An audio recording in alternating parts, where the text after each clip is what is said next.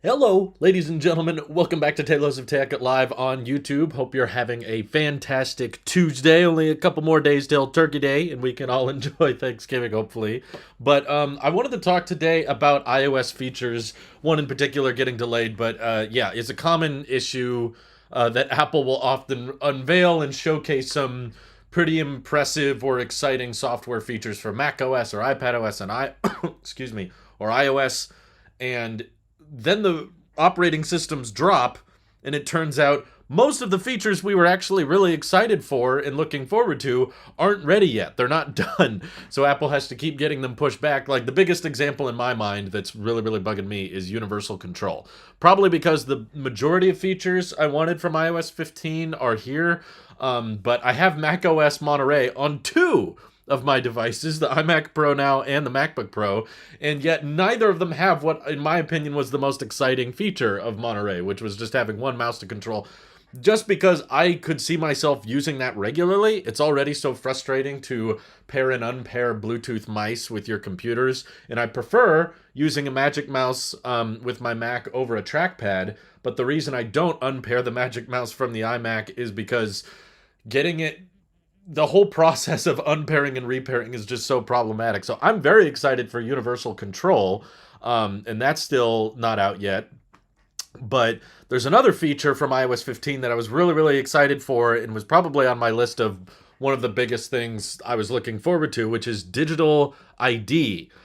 This is something I've been pitching, I think, as long as I can remember. I don't know if I talked about it much on tech videos and stuff, but I remember talking to my friends and family about it, and just the idea that now that we can put more, ever since Apple Pay really came out, I've been into this idea of the phone being more and more capable and doing more on our smartphone to the point that we won't need wallets anymore.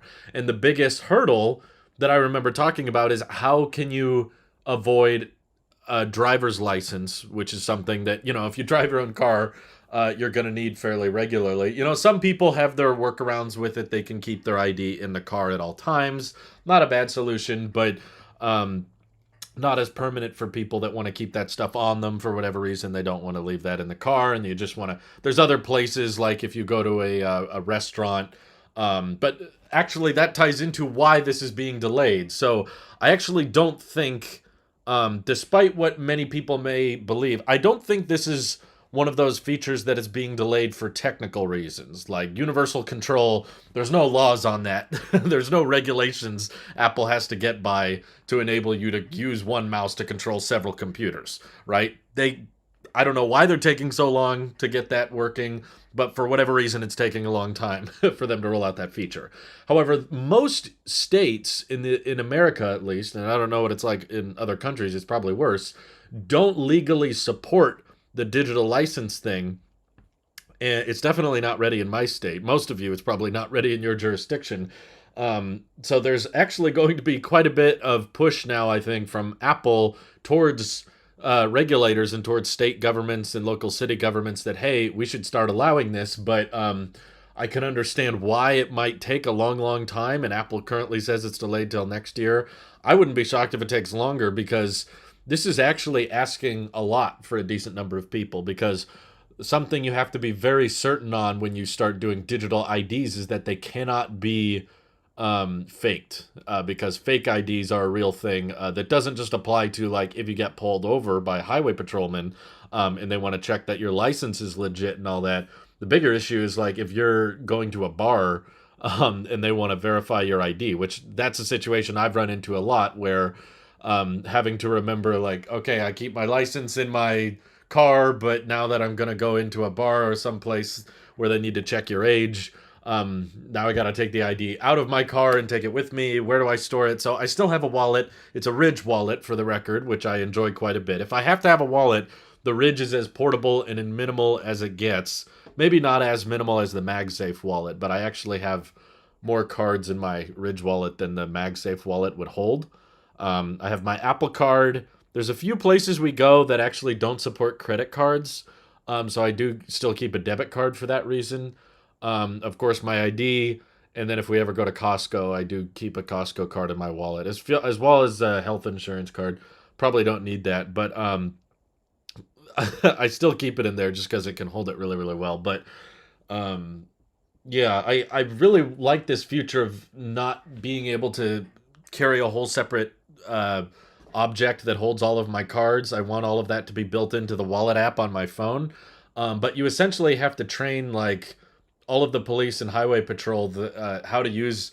I don't know exactly what they're planning, but some kind of readers. If a digital ID can be treated differently from just it's not just looking at pixels on a screen and saying, "Okay, that's your age. Got it. You're over 21," because that can be very easily faked, which is potentially dangerous. So what you need is like similar to how we have Apple Pay contactless readers.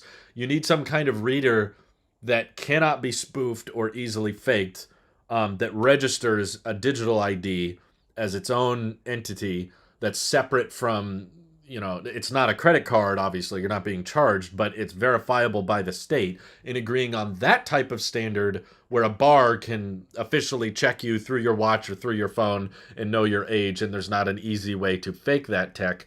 This is why I think this technology is way further off, and I'm kind of surprised Apple was willing to announce it at Quadruple UDC this year, because I would not be shocked if this is not ready in a lot of jurisdictions by Quadruple UDC next year.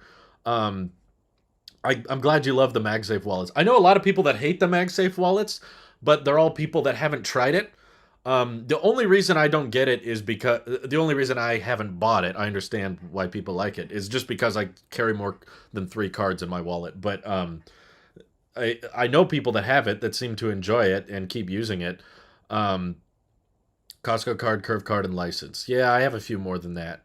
Um, but the MagSafe wallet is still cool. I'm glad it exists. But the other thing is I don't want to have to pull the wallet off every time I charge my phone, especially if I'm going to charge stuff in the car and that kind of thing. The MagSafe wallet basically deactivates inductive charging, which I do a lot of inductive charging anyway. I do not want the state on my phone, Patriot Act and all. Well, you don't have to do it. Let me be clear on that. The digital ID thing is not a requirement. It's an alternative. And before you freak out and think like, well, what happens if you get pulled over and your phone battery died? That's on you. It's not going to be the police's responsibility to ensure, or a bar's responsibility to ensure that you have your license on you. If your phone is what you're using as your digital ID and the battery dies, that's going to be the equivalent of I forgot my ID at home. Doesn't mean you're a criminal, doesn't mean you're lying, just means you didn't pack it along with you, and the government or the state wherever you are is going to require that you have some kind of ID on you. And extending this to a digital presence is going to be a little complicated, and agreeing on a standard that police and bars and restaurants and that kind of thing can all agree on and say, okay, this is how we verifiably prove that someone's ID is legit, even if it's off a phone.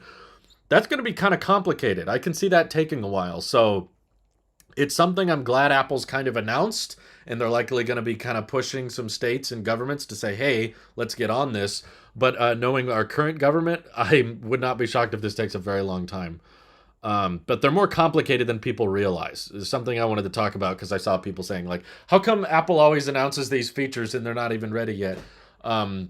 This one feels a bit different, though, because it's a legal battle, not a software battle. I actually think the coding and the operating system side of things that just hovers your phone over a ID card and takes all the information in and bakes it into your wallet app, that seems relatively simple. Like that's as simple as setting up a credit card, which takes like no time at all anyway.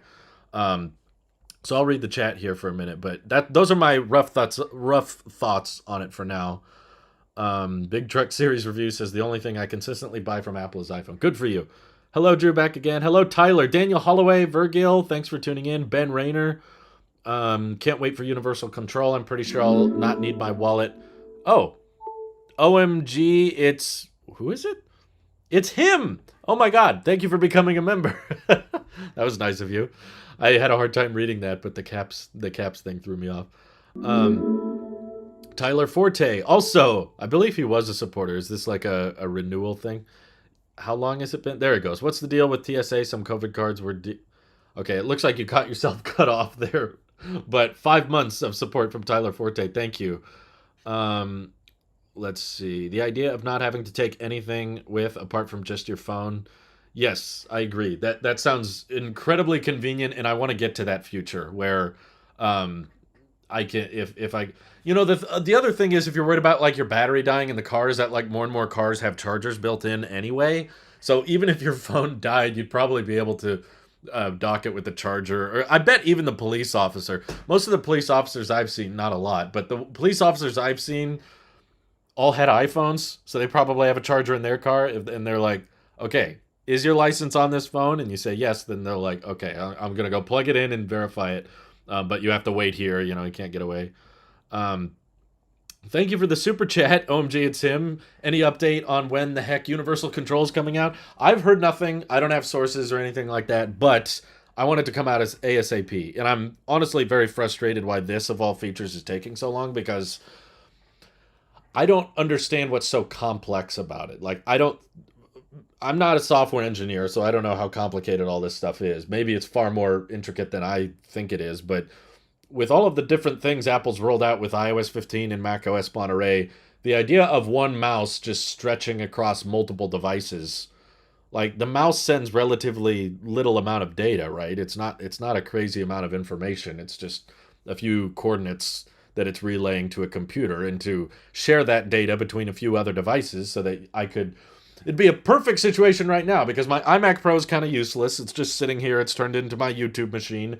I've got my iPad next to my MacBook with Discord on it most of the time. Occasionally, excuse me, email, Twitter, basic stuff like that, FaceTime.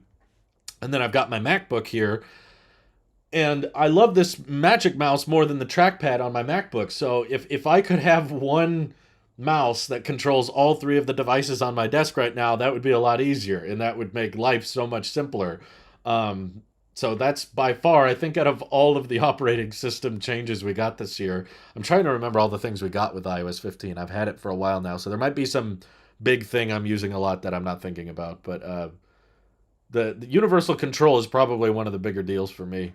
Um, let's see. He said some COVID cards were denied. I don't know much about the COVID cards or the TSA, but I guess that's another thing that would have to abide by. At the beginning of the stream, I was just talking about police officers checking ID through your phone versus restaurants and bars checking ID that way. But TSA is another thing. They have to check that before you get on most aircraft. So if you can do that digitally, I don't know. This may be a tad controversial of a point, but I actually think the TSA is fairly advanced. Wow, Gregory Gold, thank you for the super chat. The TSA is able to update to new standards and new like security checkpoints fairly simply. I remember the whole Real ID thing. I had to get a whole new license just to get the Real ID on my ID. I guess all the other IDs are fake. It's kind of weird to call it Real ID, but still, they can adapt and adjust because they're already. I don't know. They're already taking like the contactless thing for getting on board a plane and scanning and tapping for certain passes and that type of thing. So I feel like the TSA could probably get on board with the digital ID thing relatively soon compared to like restaurants and bars. That sounds like a difficult thing to enforce. There's probably just going to be a ton of bars that just say we don't support digital IDs. TSA is federal, unlike driver's license, which are per state. That's true, Connor. Good point. Okay, Gregory says the box for my AirPods 2 says they're compatible with AirPower. I know, mine did too, which is hilarious. I don't think that legally means they're required to release AirPower, but if they do, they just have it a different name. Randy says, I like how the newer MagSafe wallet works with Find My Now on iPhone. I don't understand that. I heard about that. It doesn't have any electronics in it. The phone just remembers where the wallet was last attached, right? So why does there need to be a new wallet for that? Why couldn't the old wallet do that? I don't understand. Maybe I'm missing something. Um, doesn't the MagSafe wallet only hold one card? I don't think it would be useful for me. I don't trust it to not fall off my phone. That's the thing. Everyone who hasn't tried it has told me that they're worried it's going to fall off and they don't trust the magnets to be very reliable. Everyone I know who has tried the MagSafe wallet has said that it doesn't fall off and it's very reliable. So I'm not going to harp on it because I haven't seen a bunch of people try it and hate it. I've only seen a bunch of people not try it and hate it, and a bunch of people try it and love it. So It's not for me, but I believe it holds 3 cards. I think is the maximum, which is not enough for me. And also, I like my Ridge wallet. I've not been impressed with how the MagSafe wallets have aged. I've seen a lot of MagSafe wallets that just have a lot of wear on them and just don't look very nice. But the bigger issue for me is just that I use a lot of inductive charging, and I'm gonna have to pull it off every time I want to charge it. So not a product for me, but it's a product for some that appreciate it. So I'm glad it exists. Let's see if I've caught everything. Let's see. The idea of not maybe even just Apple Watch, if they support that in the future, you'll probably need a cellular watch to make not having your phone practical though. Wait, what are you referring to? Apart from your phone? Although you don't need a cellular connection to verify an ID. I don't believe that's the plan with the digital ID. It's going to be like a normal driver's license, just with all of that data baked into the wallet app that can be verified and checked by third party government officials or restaurants and that kind of thing. Found out that the YouTube app now lets you try out picture in picture when you use premium. Yay. Yeah. I'm surprised they're allowed to do that, but yeah, I like it. Um, it still isn't. UC was literally the only thing I was. Oh, Universal Control was the only thing I was excited about for Monterey. Yeah, me too. I can't think of much else. I guess AirPlay for the Mac sounded cool, but I tried it because I wanted to use my iMac Pro as an external monitor, and the AirPlay latency is so bad, and even over wired, it doesn't look very good. Well, it looks okay. It's just the latency is so slow. It's like, why even bother? Um, so it's really only good if you're like casting things. If you want to treat your iMac like a TV, you want to AirPlay a video to it or something, it's good for that. But if you were hoping to use it as like an external monitor for video editing and that kind of thing, the lag is really bad. Um, you're the first YouTuber who I hear talking about the Ridge Wallet without them being a sponsor. The Ridge Wallet reached out to me like way before they became super popular. I just want to throw that out there. I did a review on them. It was not sponsored. I just found out about their wallet and wanted to try it. They didn't. They've still never paid me a dime, which is fine because I like the product. But when I did a video on it, I had never heard of them and I'd never seen a single YouTuber bring them up. Now they've become like a Raid Shadow Legends type of sponsor that you see everywhere. Everybody's talking about Ridge, but I was like early on the ground floor of that one, I guess. um, SharePlay is still so glitchy. Only works with Apple TV shows, movies so far for me and my friends. I have not tried SharePlay at all. Actually, I haven't run into a situation where I've desired that. I'm glad you can do it, but I haven't tried it. Because picture in picture is almost like background play, which is a premium feature. That's true. I understand why YouTube wants to do it that way. I just thought Apple had some policy about certain features being behind a paywall, but I don't know exactly. I didn't have premium for a while and seem to have missed out on a few features. Yeah, I like premium. That's one of the few services I deem worth it, just because I watch a lot of YouTube.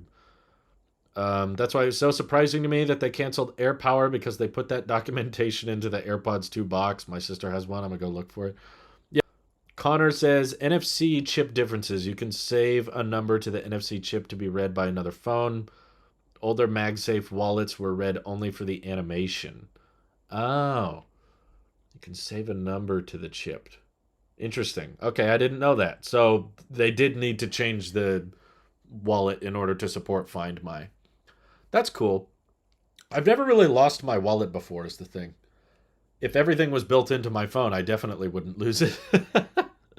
Get the darker colors on the MagSafe wallet. If I was in the market for one, I probably would, but OMG It's Him says, if the pop socket wallet can stay on your phone, I'm pretty sure Apple's MagSafe wallet will do fine. Also, I love my Ridge wallet too. Nice, yeah. Ridge makes solid stuff. Again, not a sponsor. They haven't asked me to say anything. That's what I use. I just complete 100% honesty. That's the wallet of my choice, and I like them.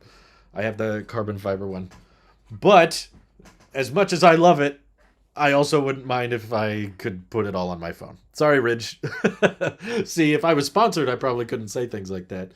Dean, thank you for the super chat. Do you think Samsung Google will try digital ID? Oh, I'm sure. There's no reason for them not to. I'm kind of surprised. Have they not announced any plans to do that in the future? I'm kind of shocked they haven't. If that's the case, I wouldn't be surprised at all. Of course they're going to adopt it. Yeah, definitely. Um, I've been getting too many annoying ads on YouTube. I've considered getting premium. I've kind of worked it out in a way that it's super affordable, so I'll probably have it for life, unless YouTube starts changing their policy. But yeah, I basically signed up for it. I signed up for a family plan when it was YouTube Red, not YouTube Premium, and the pricing was way cheaper back then. And I share it between me and some friends and family members, and we share the cost. But we got I wouldn't get that pricing grandfathered in. Sorry for the lag. Starlink is still acting up a bit. Um, I lowered the bit rate, so hopefully that will help. But yeah, maybe too many people. CD says, "What do you think of the new Starlink dish? It looks great." I did you miss it when I answered that on the last stream? I did a video about it, and now like every live stream, someone's asking me what I think of the new Starlink dish. It looks great. I hope it's cheaper to build, and I hope they can build it at scale. And it actually makes me feel more excited about my Dishy McFlatface because now I'm fairly confident that this squared off rectangular looking dish, it's not really a dish anymore. I'm pretty sure that that's the only Starlink terminal they're going to make um, anymore. I don't think they're going to keep making the round one that I have, which makes me feel special because that means I have a limited edition Starlink antenna. You know, I'm gonna sorry, not antenna, receiver. So I'm gonna have like a rare piece of history that won't be manufactured anymore. Maybe it'll be worth something someday. I don't want to sell it now because I need it and I plan on using it, but maybe in the future, that'll be worth something. Thank you for the super chat. He says you can support this channel or Supercharge EV channel. It's only $1.99 a month. That's very nice of you to run ads in the chat, whoever you are. Thank you. Let's see. You wouldn't need a cellular connection for the ID. I was actually able to use Apple Pay when I left my phone in the car and it lost connection to my phone. Yeah, you don't. Apple Pay doesn't need internet as long as the register, as long as the business you're paying has internet. I think that's what matters. Is they need a way to process the transaction. But the data of the credit card, see, I can activate it at any time.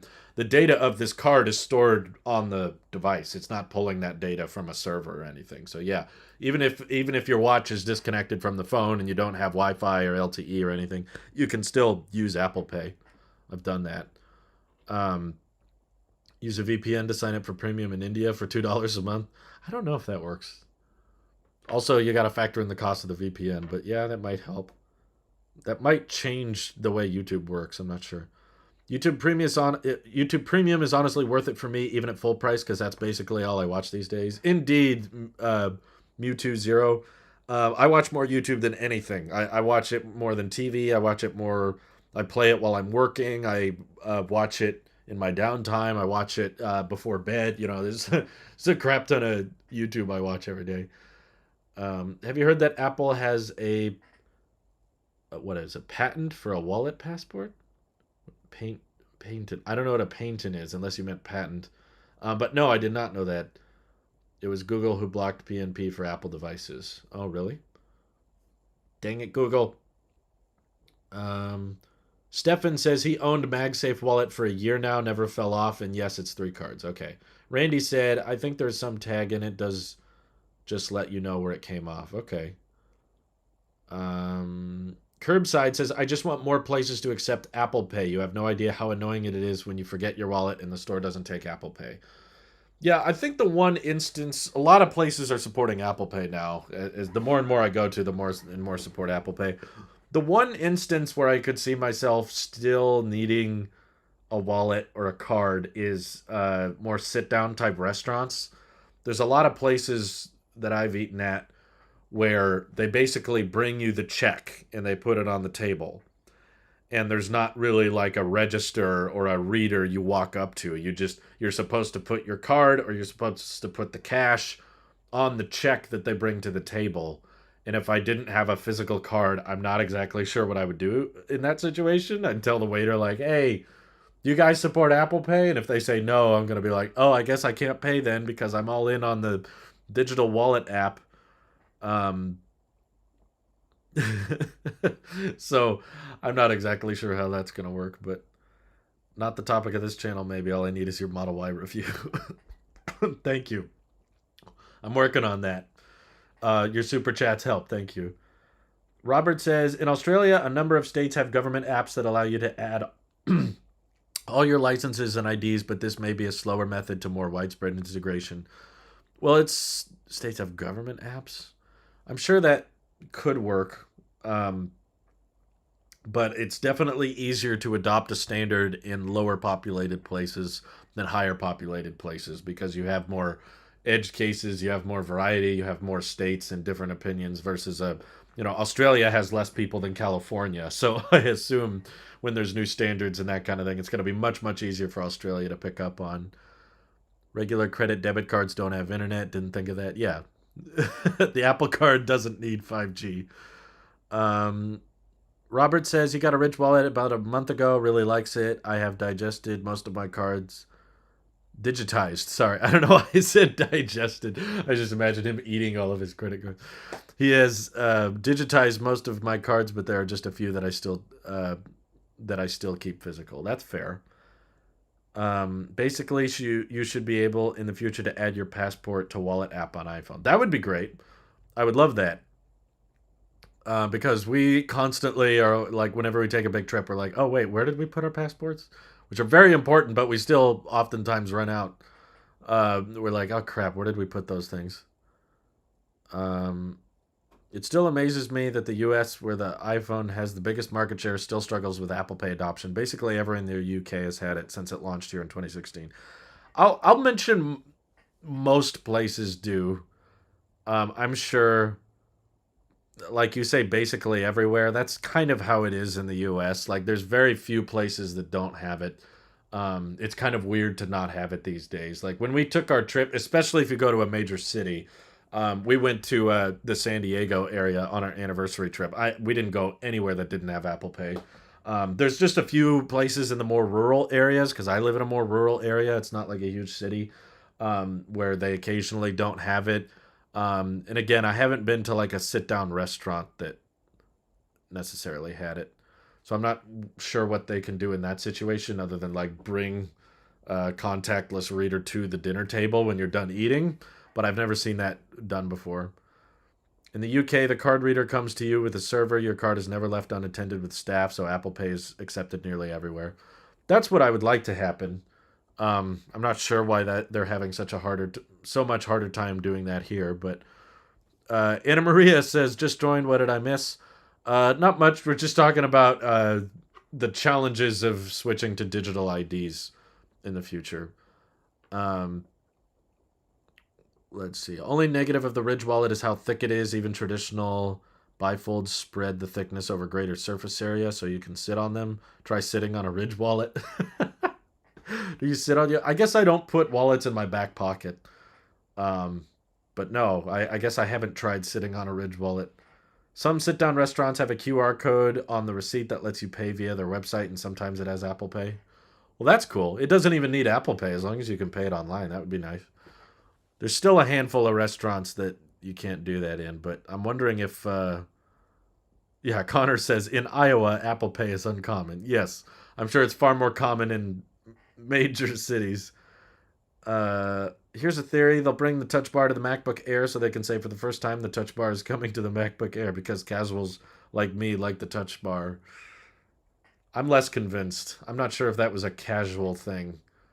I don't think it was just the tech community that didn't like the touch bar. Also, it's kind of expensive and the MacBook Air is trying to be more affordable. Walmart needs Apple Pay. Walmart has actively chosen not to support Apple Pay. It's not that they're behind the times. It's that you actually have to pay a small fee. Every business has to put up with a small fee. Sorry, did I say fee? A small fee every time someone pays with Apple Pay. Apple gets a very, very small percentage of that transaction. Walmart did not want to lose that very small percentage of the transaction, so they want all of their customers to support Walmart Pay. That way, Walmart gets a higher profit of every single transaction. So that's more of a control thing. That's not a active choice to. I mean, that's not a. Oh, we didn't think about that. What's Apple said? Many other places support Apple Pay and don't have any issue paying the little fee. It's not that big a deal for Target or any other number of grocery stores all can support Apple Pay. So I don't think it's that big a deal. So I want Walmart to change their mind, but I also just don't like shopping at Walmart. I'm not a fan. Not a fan of Walmart in general. Um, I don't put anything in my back pocket. It feels weird. Yeah, is there anything you guys put in your back pocket that feels good to sit on? Like, I would not want to put. I wouldn't want to put anything in my back pocket. Frankly, I know people that do it, but I don't understand it. Whether it's your keys or your phone or maybe a mask. I think I've put my face mask in my pocket before because that sits so thin you don't even notice it. I guess a mask I'll put in my back pocket, but yeah, that's about it. Skylar Kelch says, slightly off topic, but I'm trying to switch to Mint Mobile heavily based on your reviews. Do you use eSIM? I'm having trouble activating it. Also, it showed up on my Apple Card as Costa Coffee. That doesn't sound right. Let me double check. But no, I mean, I don't use eSIM. Actually, I spend so little money on Mint Mobile. I'm trying to think the last time I've actually spent money through them and what it said. Let me look it up. Oh, this is the iPad doesn't let me search transactions. That's weird. Okay, I don't have my phone on me, ironically, right now. But is anyone else on Mint Mobile that has gotten the Costa Coffee thing? That doesn't sound right to me. I don't know. You might want to label that as you might want to label that as unintentional charge, but no, I stick with the physical sim thing. That's always proven to be much easier to me. So I'm sorry you're having trouble activating it. I just use the physical sim and I put the sim in my phone and I downloaded the app and put in my number and it activated pretty quick. eSIM on any carrier has always sounded more complicated to me. Anyone I know who's tried to activate eSIM has had to go through all these hoops and they can't get it to work and they have to contact customer service. So I'm sorry I don't have an answer for you, but Costa Coffee is an actually coffee company like Starbucks. Yeah, I don't know why you would get that charge from Mint Mobile, so that might just be a coffee charge. Uh, Anna Maria says in Sweden it's pretty nice these days with digital IDs. I rarely use Apple Pay though, even though I have the watch. I'm waiting for a specific bank in Sweden to accept Apple Pay. Okay. Yeah, it makes sense that in the smaller countries they can switch to the new standards quicker because there's just less people overall. Um, YJCH says, I've also eaten at a sit down restaurant where they brought an NFC reader to my table so I could use Apple Pay. The only places I've done that at are like chain sit down restaurants. Like I've seen it at like Chili's. I think they have it at Applebee's. But like the big fancy places like breweries that aren't really chains, they're just like one-off specialty restaurants that usually cost a lot of money. I haven't seen them bring an NFC reader to the table. I hope that becomes more popular though, because I always support Apple Pay when I can. Curbside says if you're from Texas, you know how much it sucks that HEB doesn't accept Apple Pay. Kroger and Walmart don't take it either. Well, yeah, everyone knows Walmart doesn't take it, but that's intentional. Um, the Air is meant for most people. Yeah, but I don't think Apple intentionally did not bring the touch bar to the Air, even when the MacBook Pros had the touch bar for years. So I think they always viewed the touch bar as a pro feature. It wasn't something the average consumer needed. The 12-inch MacBook coexisted alongside Touch Bar. They never brought it to that. The MacBook Air never got the Touch Bar, even though the Touch Bar was available on the Pros. I don't think it's a everyday consumer type feature. I think they used to have the MacBook Air and the Touch Bar MacBook Pro. Well, I guess that's kind of how it is now. And the only difference between the two is the Pro has the Touch Bar. So I don't think they view the Touch Bar as a everyday consumer type thing. I think they wanted it to be a Pro feature, and then the Pros didn't like it, so they got rid of it. I love Chili's. I haven't been to Chili's in years. I was just trying to think of it because there have been a handful of sit down restaurants I've been to that had the contactless thing, but again, it's not been much. Oh, Red Lobster. That's where I went. I think I haven't been to Chili's in a long time. I think Red Lobster has the contactless thing. Denny's might have it. Um, let's see. Girls have to put stuff in the back pocket. Our front pockets are non existent or pointless. That's so frustrating. I keep hearing about this and I'm like, why is there no like girl pants with decent pockets? Why is that just not a thing? I don't understand. Curbside says I used to put my Apple Wallet in my Your Apple Wallet in your back pocket until one day I sat on a bunch of rocks, and when I took out my wallet, it was covered in dents and had to replace it. Never again. Yeah, there's nothing very large or bulky, wallet or phone or keys or anything that I would want to put in my back pocket. That sounds awful. Oh, that's what it was. Olive Garden. Yeah, Olive Garden has the contactless payments thing, I'm pretty sure. Um, who else is excited to watch Mr. Beast Squid Game? I haven't seen the actual Squid Game show because I don't have Netflix, but I'm excited to watch Mr. Beast Squid Game. I'm sure it'll be good. I was actually just watching Mr. Beast right before the video started. As a Canadian, screw our carriers, screw Rogers, screw Bell, screw Telus. They're all part of a government-sanctioned oligopoly run by the big three. Yeah, I don't really like most carriers. Mint Mobile is one of the few I've enjoyed, but they're not really a carrier because they're just kind of piggybacking off of T-Mobile and offering wholesale prices, which is, in my opinion, the best way to get carrier options. I was just talking about this with my friend Ross yesterday because I was like, Mint Mobile coverage has been pretty dang good for me. I could count on one hand the number of times I've run into a spot where I didn't have good internet. But even if you do occasionally run into that scenario where the service from Mint isn't fast enough, it's like you're paying so little for this service.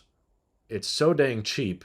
Are you really going to be that mad? You'll be like, well, okay, this is one circumstance where my cheap internet service is kind of biting me back.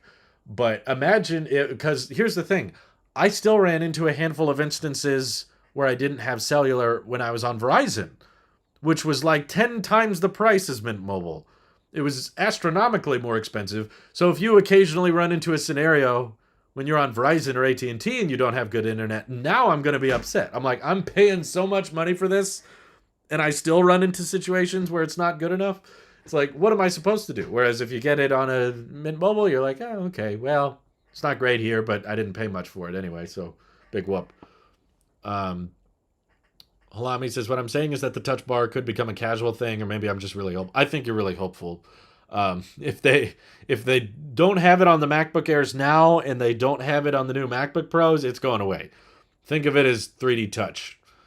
It's kind of like they tried it, it didn't work out, now they're getting rid of it. I'm sad too, I like the touch bar. OMG, it's him says, I really like the touch bar, and I feel like whenever I say that, I'm about to become the victim of a hate crime. So many people hate it, and they view you as, like, unholy if you like it. I think I've just had a drastically different experience with it. Every time I hear people complain about the touch bar, I hear them say that it, like, froze on them all the time and became unresponsive, which is so bizarre to me because I used my MacBook Pro with a touch bar for, like, over a year. And then after that, I switched to a smaller MacBook Pro that also had a touch bar. And in all my years of trying out MacBooks with Touch Bar, I'm not joking. This is not an exaggeration. I'm not just saying this. I literally never once ran into a situation where the Touch Bar froze and it became unresponsive. Literally never happened. So to hear people say that it was happening to them all the time confuses me. I'm just like, really? Maybe that's why I have a different view on the touch bar, because I could understand if it was regularly freezing on me, I would have been frustrated with it too. I would have been annoyed by its existence as well, but it just never happened to me. So yeah, I can't relate to that. I believe them. I don't believe everyone's lying. I'm just saying it's weird that some of us have had such drastically different experiences with it. So I miss the touch bar, but it's not a hill to die on, in my opinion. Like Nick from the Tech Podcast, he's like, he's going to die by the touch bar. Like, I'm going to hold on to this MacBook as long as possible, and I'll do anything I can to keep the touch bar. I'm not that in love with it, but I do like it. Mewtwo says my touch bar freezes about once every 3 months. That's not bad, in my opinion. But I never once, like in all my years of use. Do you think Apple would buy Starlink and the new iPhone will be GPS? I don't believe Apple will buy Starlink because it sounds like Tim Cook, for some reason, does not want to talk to Elon Musk. I don't know why. Maybe because he thinks Elon's weird or too unpredictable. But honestly, personality-wise, I think Elon actually has a lot in common with Steve Jobs. Not so much in what their day-to-day operations look like. Steve Jobs was more of a big-picture guy. Elon Musk is more of a day-to-day engineer. But in terms of like having difficult personalities that also get a lot done, I think those two are very similar. But for what Tim Cook responded in an interview, someone was like, "So, whoa, Trash Teen also became a supporter. Thank you. That's very nice of you. Appreciate it."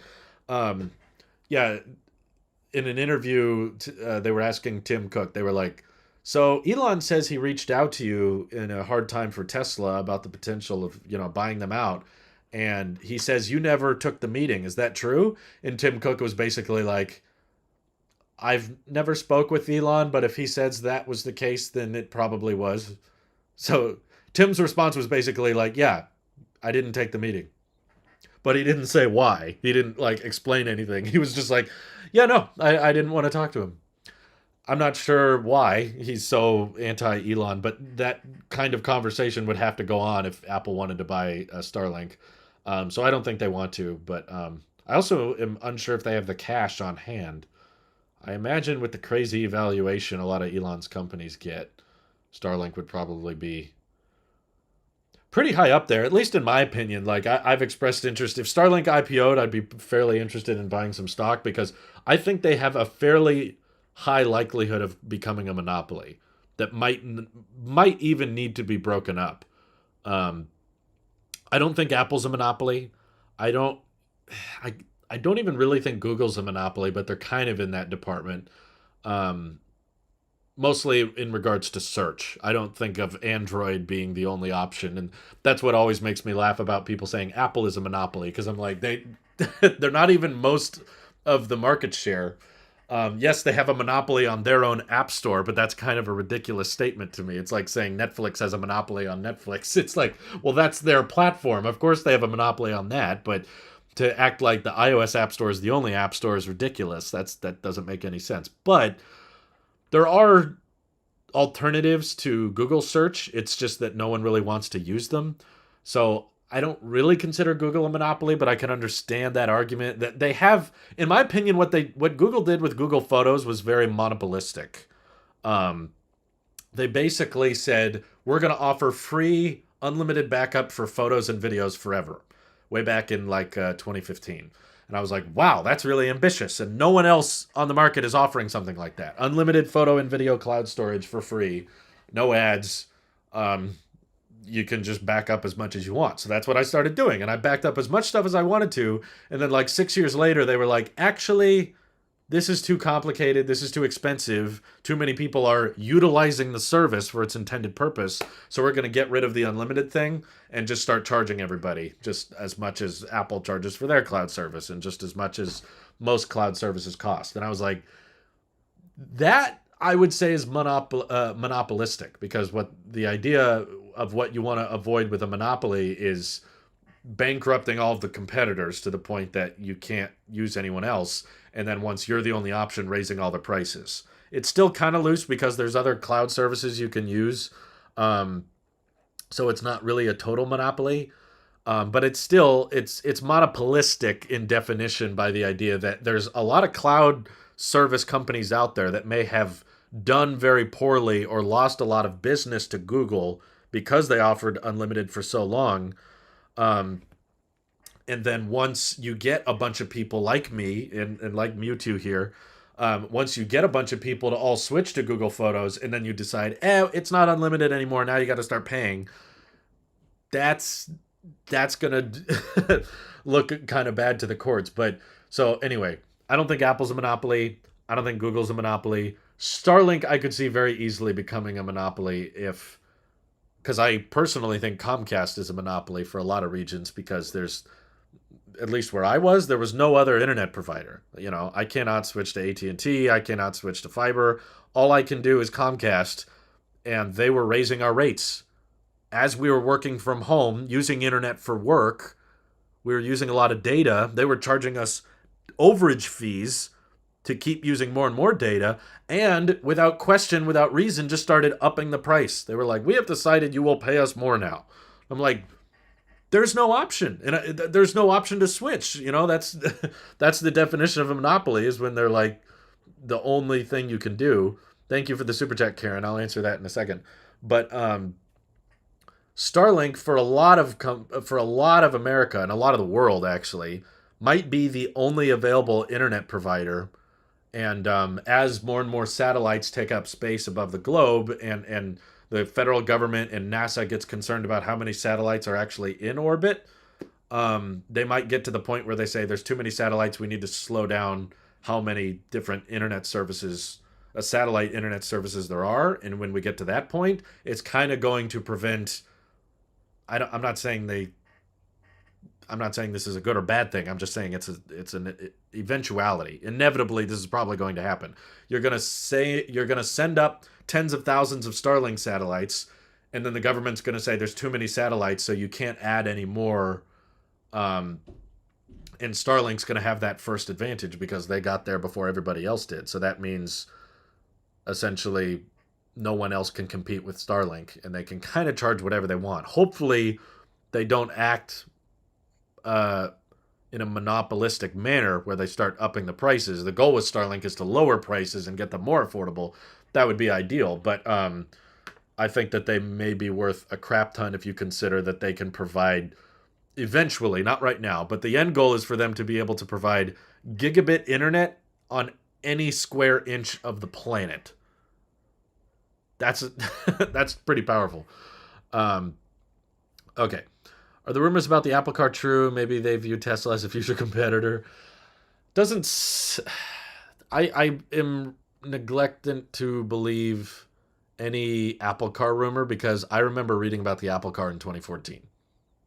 Just a true fact. There were Bloomberg reports coming forward about Project Titan 7 years ago, soon to be 8 years ago, that were saying Apple Car is being worked on and is coming out in the next 4 to 5 years. And about it, it's always like Apple talks with this automaker, Apple talks with this automaker. The talks have fallen through. They've decided to switch to this, or Apple hires more people for this, and then they lose people. That like there's such a high turnover rate. I believe yes, Apple is working on some kind of car.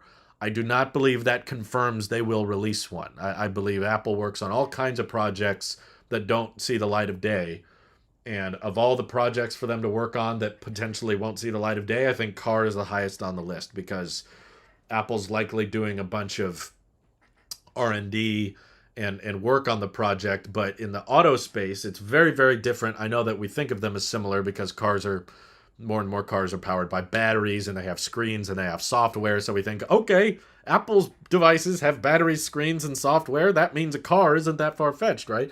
But in the auto space, the big difference from the personal electronics space is that the margins are far lower and the manufacturing is far more complicated and expensive. It's much, much more difficult to get supply chains in check for a car than it is a phone or an iPad. That's why there's like countless numbers of there's thousands of smartphones in the world, but in regards to EVs, we're only talking about probably less than 100. But I think that Apple may develop a really impressive prototype internally, but then once they start doing the math on what it's going to cost to build it and manufacture it, the numbers and the thin profit margins are going to scare them away. And they'll just be like, this isn't worth it, or maybe we'll try to outsource it. But if you outsource it, then that company is going to want to make a profit off of Apple, which doesn't help the end price. And before you know it, if Tim Cook in the R&D department makes his dream car and he makes it exactly the way he wants, it ends up costing $150,000. And then Apple's like, well, why bother making a car if it's going to be that low margin? So that's my theory, is just that yes, they are working on one, but I don't think it'll come out. Trash Teen says, I'm not a new member. I just had to stop supporting for a minute. Oh, thank you, Dean, for the super chat. Because I didn't have money. I'm good now, though. Trash, don't worry about it. I'll be fine. You don't. If you don't have money, that's no need to support me. But thank you. I appreciate it. I wish there was a refund button. I would click refund on your account. Okay. Karen super chatted, says, so you said before that you always wanted 16-inch specs and the 12-inch MacBook. So why did you buy the maxed out 16-inch when 14-inch has the same specs?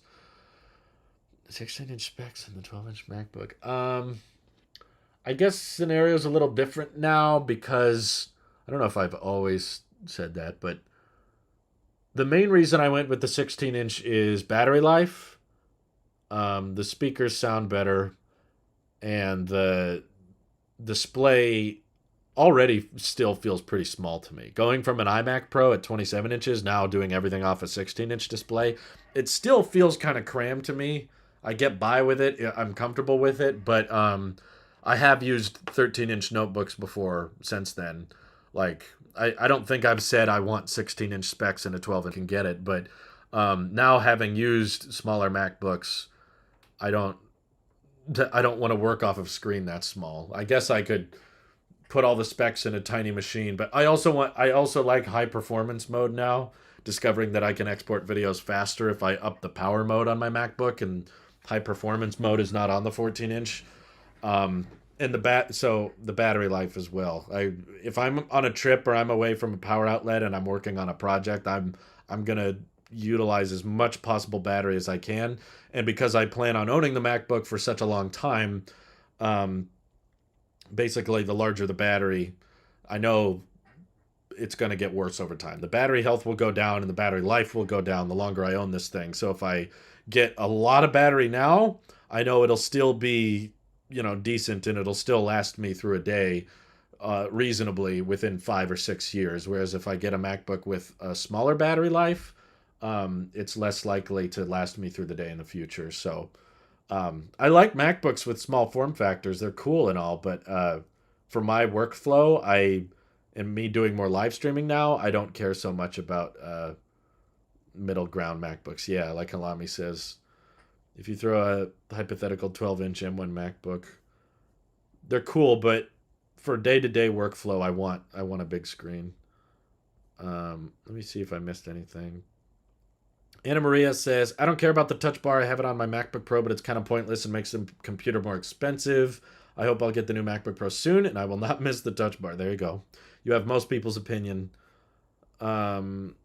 Let's see. Halami says, I have the weird glitch with my touch bar in Safari where the search bar on the touch bar gets cut in half and only gets fixed by tapping the new tab button. Tab button. Gotcha. Okay. Loner Boy Beats says, same here, Drew, but I have Spectrum. It's Charter. Yeah, I think ISPs are far more of a monopoly than the big tech companies are, just because there's so many alternatives to choose from. Dean super chatted and says, do you miss how absurdly thin the iPhone 6 and 6S were? It's kind of neat. If I go and pick up an old iPhone 6, it kind of surprises me how thin they were, but it's not like a feature. It's like kind of cool, but I like most people would take a bigger battery over a thinner phone. So if I could have the same battery as my current phone, just in a very thin form factor, yeah, it would be cool, but I wouldn't upgrade my phone over that. I wouldn't spend money for that.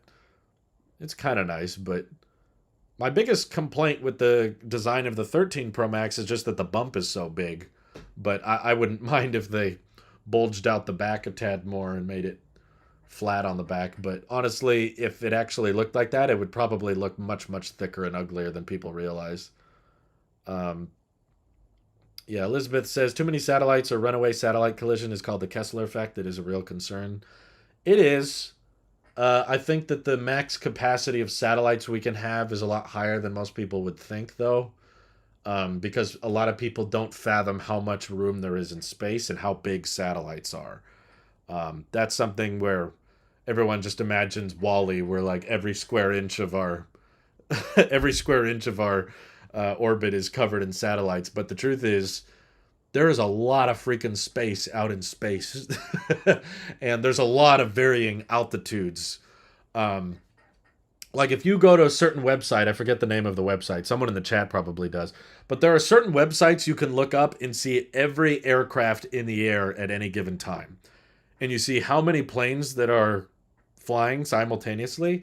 If you looked at that from, just a whole world basis, if you were looking at the globe, and you had a little yellow dot for every plane, you would be like, oh my God, look how many planes are airborne right now. How do these planes not hit each other? And, the response would be, well, we have air traffic control and sometimes the planes do hit each other, yes, but it's pretty rare. And there's so many different altitudes that they're working with.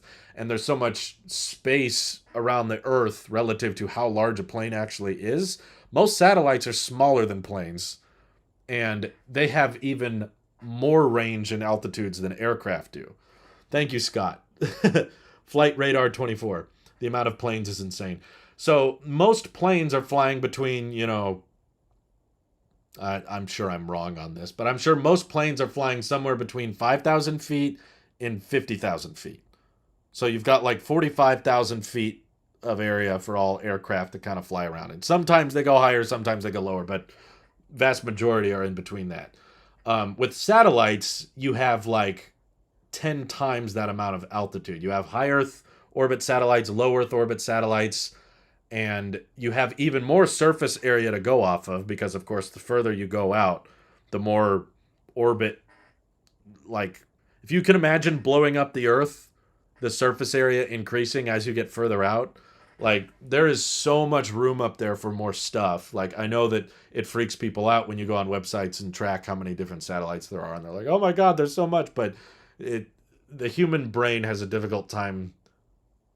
I think there was a good example I read recently. What was it? It was something like, okay, if you imagine a satellite being about the size of like a small car, like imagine a Fiat or like a VW Beetle. Imagine a little Beetle driving around the world, and now some satellites get close to each other, but let's say there's five VW Beetles all driving in different directions, but they're all doing circles around the globe. What is the likelihood that two of those Beetles are actually going to collide with each other on when you're talking about the scope of the entire planet? Get rid of the oceans, get rid of the mountains. Let's just say the entire planet is just a solid ball of concrete or asphalt that these cars can drive off of. And if you had 2,000 of them all driving in circles, what is the likelihood that they're going to crash? Fairly low, because they have so much space in between themselves. Imagine all those deserts and all that space. And then now add like tons and tons of bridges that they can all drive around. All planes fly at cruising altitude at 35,000 feet when just cruising, not takeoff or landing. I know there's some planes that fly below 35,000 feet. I'm thinking of like Cessnas or crop dusters. Commercial aircraft, yes, but there's a lot of planes that fly lower than that. I see them regularly. When just cruising, yeah. Thank you for the super chat, though. But yeah, I wouldn't say not all planes can fly at 35,000 feet. A lot don't have the oxygen to sustain that. If the U.S. limits satellites for private businesses, it's not like China would care to abide by that limit. That's true. Kind of getting a bunch of countries to agree on a certain standard. If the budget iPad could run macOS, that would be insane. That would be kind of insane. I don't think they need to do that, for the record. That would probably eat way too much into Mac sales. Also, you'll be able to relatively easy replace the battery of your MacBook Pro. I don't know if I want to. I don't want to open it up. I was looking at my 7 Plus. It's almost as thin as the 6 Plus. I think it's the same as the 6S. It's crazy how thin they got it. Yeah, I think the 6 was the thinnest. 6S was slightly thicker, and then 7 was slightly thicker. They've been kind of incrementally getting thicker ever since the 6. No, Apple's not going to buy Facebook. Don't believe that rumor. Increasing the population of metal surrounding the Earth will cause problems in the future. I'm not saying it won't cause problems. I'm just saying that the problems are smaller and less significant than you think. Not having internet causes a lot of problems as well, as Mike can attest. But yeah, in the same way, someone could say, like, all of these airplanes with more and more aircraft flying, aren't they going to start hitting each other? Isn't that going to cause a problem? And it's like, occasionally, yes, but for the most part, it can be tracked. It can be maintained. Basically, the margin of room that airplanes have is much, much closer together than what satellites have. And most planes are bigger than most satellites. The number of satellites as large as like a 737 or a 7, like the big commercial airlines that are flying all day, all night. Problems are larger and much more significant if you are becoming a spacefaring species. I suppose. I mean, the it's just the company that's planning on becoming a spacefaring species is the company sending up all these satellites. So yes, I'm not saying it shouldn't be tracked or it shouldn't be regulated. I'm just saying it is tracked and it is regulated, and we're not really capping out on the maximum number of satellites we can have before it becomes a serious problem. Right now, I wouldn't consider it a serious problem. Um, we need the M1 Max on the iPad Mini. There are 14,400 planes in the air right now. There are only 6,400 satellites in orbit. The orbit is 30 to 100 times higher. Thank you, Joel. Actually, pulling up some real numbers. Yeah, the amount of altitude that planes are working with is far, far lower than that of satellites, and there's more planes than there are satellites right now. I think that will change over time. There will probably be tens of thousands of satellites in the future, but each one of those satellites on average will be 1/10 or less the size of most planes. Satellites are not, Starlink satellites especially, are not that large. They're fairly small. Um, does the weather affect your internet signal? Not really. I can have spotty Starlink days on a sunny day. Like today, there's not a single. I'm looking out my window right now. There's not a single cloud in the sky, and I still had the occasional frame drops during this live stream. And I've had days where it was cloudy and rainy, and the signal was perfect. So it doesn't really have any effect on the wavelength. I found out today that you can airdrop from an Apple TV. I had to export some diagnostics logs for Apple support, and it airdropped to my Mac. Really? Skylar? I didn't know that. That's kind of cool. You can just drop some data off of it. Every time I think of a satellite crowding another time, I think of the Wall-E movie. Just me. No, everyone thinks of the Wall-E movie. That's everyone's go-to example. Just Wall-E kind of has a bad example of what the satellites would look like up there, because in Wall-E it treats it like all satellites are basically operating at the exact same altitude, which is very, very far from the truth. There's so much range in altitudes that all the satellites are orbiting at. Um, Much different domains and rules / safety margins when comparing spacecraft and aircraft. Indeed, but that makes sense because there's like people on airplanes, and there's nobody on satellites.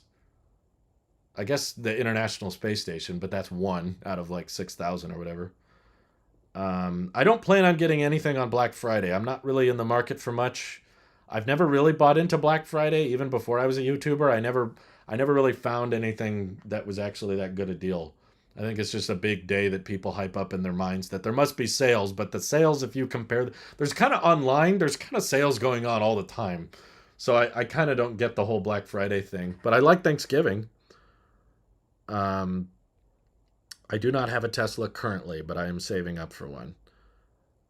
Do you think the newest iPad Pro will have a big update, and when will it be published? The newest iPad Pro? I don't think so. I think the iPad Pro line currently is in store for a lot of incremental minor upgrades. It's all kind of just going to be even crazier performance. Now we put an M2 chip in the iPad Pro, and now it's made of titanium, and now we brought mini LED to the smaller version. I think everything from here on out is going to feel fairly unimportant and insignificant, which is why I did that video a couple weeks ago about the iPad Pro is losing me, because this thing is over 3 years old, and I still see no reason to upgrade it within the next like 5 years. I cannot fathom what they could do with the iPad Pro that would make me think I need to upgrade to this, because now that I have my MacBook Pro with the M1 Max and 120 hertz mini LED, I struggle to figure out like what can they do. Like from here on out, I don't really see reasons to update it. Can an iPad Pro realistically replace a phone? No. I mean, it can barely fit in your pocket. I don't think it can. I know the iPad mini can fit in some cargo shorts. There's probably some cargo shorts that can hold a whole 11-inch iPad Pro, but you don't have an earpiece. You don't have SMS texting and normal phone calls. You'd have to get a third-party app for all that. Can't pair it with a watch. So, yeah, not really. Not realistically. Multi-million-dollar satellites don't want to send your product into a potentially dangerous situation not planned in the concept of operations. No, I don't think anyone's advocating for that. I'm just saying that they are planned right now. It's not like SpaceX is just sending up satellites and everyone's going, "What? What's going on? You can't do that." No, they have to get all this. They have to get permitted and they have to regulate all this, and NASA has to check it, and federal governments have to approve it before they can send all this stuff up. And they have approved it, and they have gotten permission to send them up, and I think they're doing a decent job at it. It's fine. If you could dual boot macOS on iPad Pro, would you scream? Probably wouldn't scream. I would cry tears of joy because I've wanted that to happen for a long time. But now that I have a MacBook, it would kind of be unnecessary for me. Um, I would probably recommend it to people if I was like, if you're the type of person that really, really likes having an iPad Pro and you like an iPad for drawing or artwork reasons, um, but you also need a MacBook and you want something mobile that you can take with you. I've always thought it would make a lot of sense if you could just have one product that does both instead of having to buy two products or making people choose. I always get annoyed by that comment. People are always like, well, if you want an iPad, buy an iPad. If you want a Mac, buy a Mac. I'm like, they're not, there's use cases on both that lots of people want and don't want to have to choose between two products. And the whole idea of the iPhone was like combining a bunch of products together. Now you don't need a camera, a phone, an iPod, an internet device. You can combine all of these things together. That's what I loved about how capable and practical it was. And I feel like Apple has the potential to kind of combine a lot of the uses of an iPad and the uses of a Mac into one product, but they haven't really done it. They've kind of intentionally chosen to separate the two and say iPads are good at this thing and Macs are good at this thing, but they can't be good at both. You have to buy both, which is, I don't know, maybe their business model is in their mind it's justified because they'll get us to spend more money. But in my view, um, I think there would be far more people spending more money on products if they could do both. Because what's likely happening to a lot of people out there, including myself, is that I'm not uh, they're not getting as much money out of me because I probably would have spent more money on a new MacBook if it could do iPad stuff. But because it's just a Mac, it stays the way it is. And essentially, very few people buy the new iPad Pros because there's not much reason to upgrade them. If you have a certified refurbished 2020 iPad Pro or 2018 iPad Pro, there's very little reasons to upgrade to the M1 iPad Pro. So we're just left with a ton of people that hold on to their iPads for 8 or 9 years, whereas you could get people spending thousands and thousands of dollars more. And I don't think an iPad Pro Max or whatever, like my dream Apple device in today's video, I don't think that would cannibalize Macs because I expect it to be more expensive. Like the concept I talked about of it being 16 inches and it comes with the keyboard case and all that. I'm saying this starts at $3,000. This is not like a cheaper alternative to the MacBook. This is a more expensive option. It's just more capable. So you spend a bit more, but you get you get more out of it. So of course there's going to be a ton of people out there that are like, I don't need the iPad to do drawing stuff. I can get by with just a MacBook. I'll save money and just buy a 16-inch MacBook Pro, and I'll get the legacy ports I want. I'm suggesting an alternative that costs more, that would get me to spend more, um, that would do more. So I don't see it falling into the Apple won't do that because it'll cannibalize. They want you to buy a MacBook and an iPad. It's like, no, that's not happening. I'm buying a MacBook and I'm keeping my old iPad from years ago, and I'm never upgrading it because you can't find anything for the iPad to do that's worthy of upgrading. So yeah, I don't think cannibalization is what should scare off Apple from improving products, because I always use that example. The iPhone cannibalized the iPod. Didn't matter because they could make more money through the iPhone than the iPod anyway. Um, let's see. I would scream like a character in a horror movie. An iPod, a phone, an internet communicator. Are you getting it? What do you think of micro LED on the Apple Watch or other products? I'll believe it when I see it. I'm very hesitant of that tech just because they've been talking about it for almost 5 years now. I remember making a video on micro LED like in 2017 and about all these benefits and all these advantages, and I'm like, okay, maybe we'll see it in the future. And here we are in 2021. And it's like, okay, maybe we'll see it in the future. So it's kind of the boy who cried wolf with that tech. It's a similar thing with Apple glasses or Apple getting into AAA gaming. I always hear people saying, no, this is it, Drew. Now that they're switching to their own silicon, now they can get serious about gaming. And it's like, similar to what Dave Lee was saying, I don't think they care. I know that they could. That doesn't mean they will. Um, so yeah, I've gotten into countless discussions with that people. It's just basically the end result of that argument always ends in it would be worth it to Apple and me saying it wouldn't be worth it to Apple. My theory is that they're clearly aware of what it would take to bring games to the Mac, and it's basically paying game developers a ton of money. That's it. It doesn't, it's never been a hardware problem. It's never been that they didn't have the graphics or the CPU or anything like that. It All Macs have been capable of doing decent gaming, but you gotta basically drop a few $1 billion on some exclusive titles to get the games onto the Mac. And will Apple see billions of dollars in revenue because of that investment? My guess is no.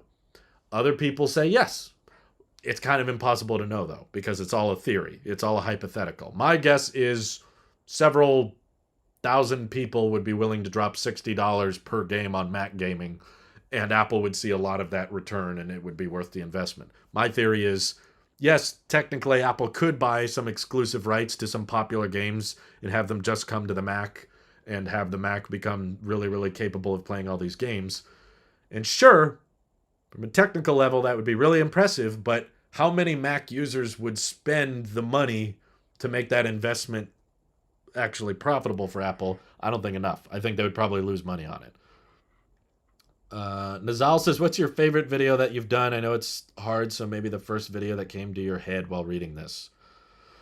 Whenever people ask me that, I actually think of a movie on Tailosive TV, not tech, just because the tech is, I don't know, it's hard to be proud of. I regret my entire life.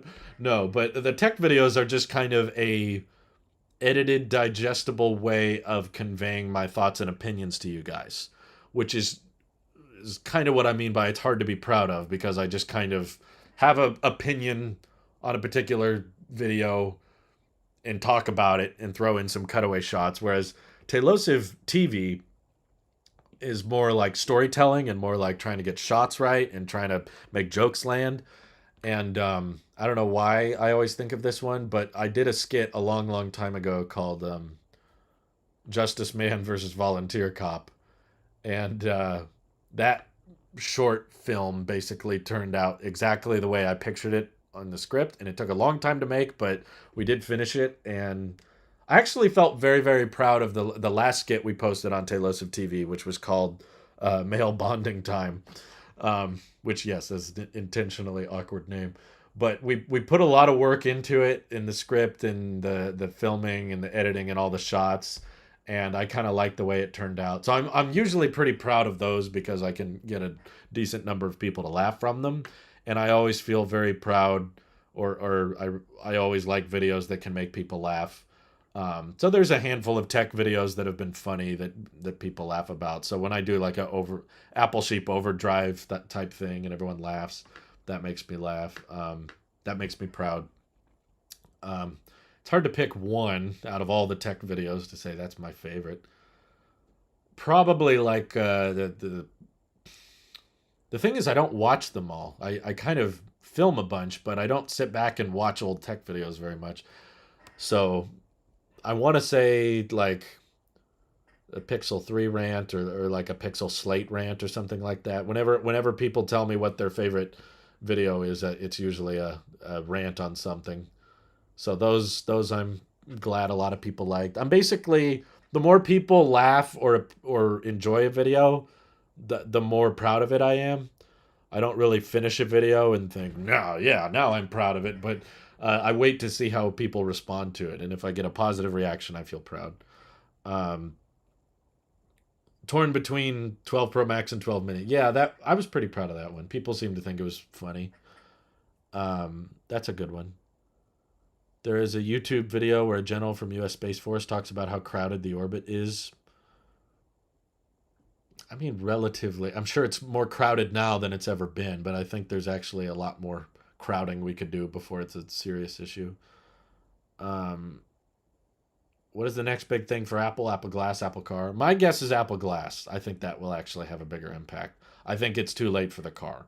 It's not too late. It's not too late for Apple augmented reality glasses. There's still potential for that to come out in the next decade and change all of the ecosystem and kind of be this final big wearable for Apple. But I think they kind of missed the car. They should have acted on that about 10 years ago. And the fact that they still haven't done anything publicly with the Apple car and it's 2021, I think they missed their chance. It's too late. Best case scenario right now, we get some kind of enhanced CarPlay that they partner with some other EV brand, offer some more Apple controlled operating system on the car. Um, the idea of Apple designing and manufacturing their own vehicles, I think I've kind of abandoned that. Don't get me wrong, I really really want them to. Like, bottom of my heart, I think that would be amazing, and I really want them to get into the EV space, but I think if they cared about it at all, they would have been out by now. The EV space is already really competitive, and there's kind of no chance at catching up with Tesla. So yeah, it's kind of too late. Like they should have started about 10 years ago. Would have been the best time. I think it's kind of too late for anyone to catch Tesla with how fast they're moving and how quickly they're expanding their factories. Like, no one can really catch up at this point. It's Tesla's moving as fast as an automaker can possibly move, and the legacy automakers move even slower. And Apple doesn't like doing in-house manufacturing, which is kind of what you need to move quickly in the automotive space. So yeah, there's very little hope in my view. Um, anyway, I got to get going, but I appreciate you guys tuning in. Thank you for the super chats and the new memberships. And I'll hopefully, I'm not sure if I'll live stream on Thursday. It is Thanksgiving. We do have some plans, but not in the morning. So I don't know if I'll be live or not. Not sure. Oh, sorry. Last question. What was the reason now that you would ditch your iPad Pro in favor of your MacBook Pro? And how about iPhone Mini versus Max?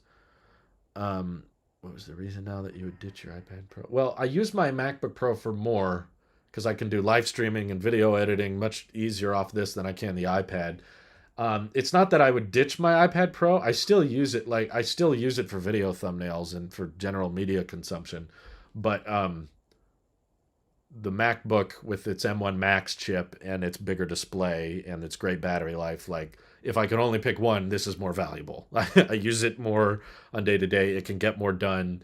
The iPad can do some stuff, but I could probably do everything I need this iPad to do on a $300 iPad. It would just take a little longer and be a little less fun. But the MacBook Pro, like how quickly it exports stuff, is like I could not have the same workflow with a cheaper Mac. Much cheaper Mac. I guess I could probably get by with a 14-inch M1 Pro, but it would again be a little bit slower, and I would need to plan for trips where I don't have access to power as much. But anyway, thank you everyone for watching. Hope you have an excellent rest of your day. Take care.